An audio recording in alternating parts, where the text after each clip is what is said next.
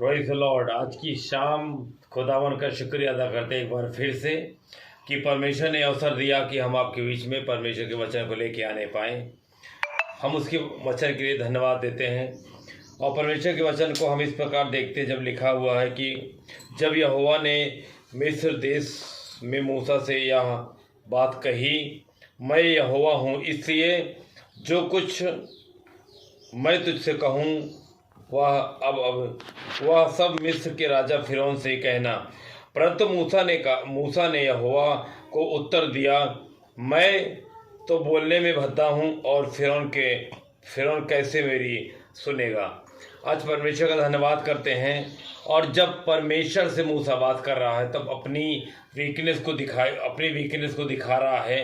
क्या परमेश्वर को मालूम नहीं है कि मूसा बोलने में भद्दा है? लेकिन परमेश्वर जो मूसा जो है वो बात कह रहा है कि मैं बोलने में भद्दा हूँ, मैं ठीक से बोल नहीं सकता हूँ।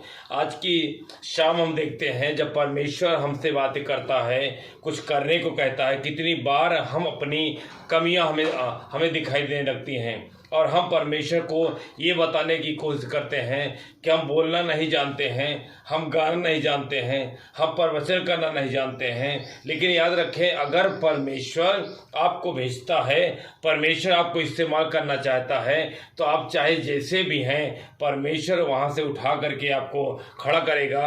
आपकी वीकनेस, आपकी कमजोरी में, हर चीज़ों में आपको ताकत देगा, बल देगा कि आप उसके ऊपर जय प्राप्त करने पाएँ और परमेश्वर के नाम को ऊंचा उठाने पाएँ।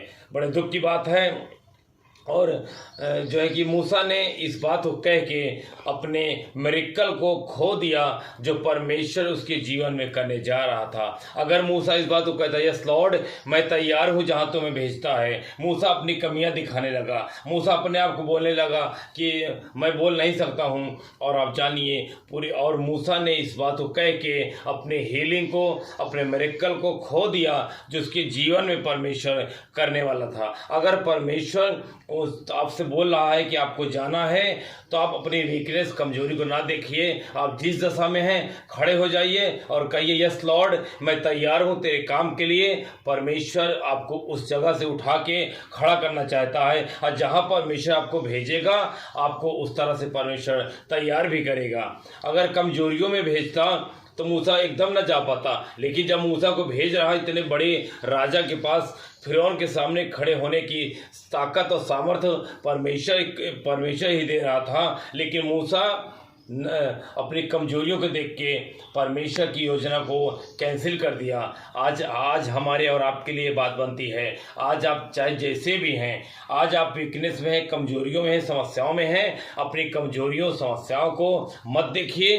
जब परमेश्वर आपको छूना चाह रहा है, परमेश्वर उठाना चाह रहा है, तो आप तैयार हो जाइए, उठ जाइए और झाड़ दीजिए अपनी सारी वीकनेस और कमजोरी को, तमाम उन बातों को, और कहिए प्रभु, और फिर पौलुस समान कहिए, जो मुझे सामर्थ देता है मैं उसमें होकर सब कुछ कर सकता हूँ, हर वीकनेस, कमजोरी से लड़ सकता हूँ, क्योंकि परमेश्वर हमारे साथ है।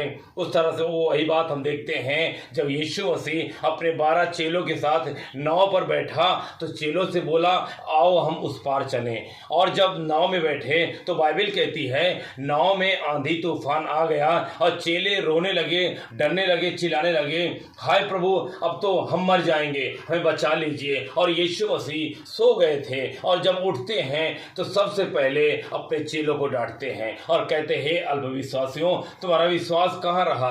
आज की शाम हम आपसे बताना चाहते हैं, यीशु मसीह ने जब चेलों से कहा कि आओ हम उस पार चलें, तो याद रखिए जब वो उस पार चलने की बात कर रहा है तो याद रखिए हमें, हमारी वजह से, किसी की वजह से कितनी बड़ी समस्याएं हों, कितनी बड़ी तकलीफ हो, हम जानते हैं कि जब यीशु ने कहा उस पार चलने के लिए तो उस पार लेकर के चलेगा।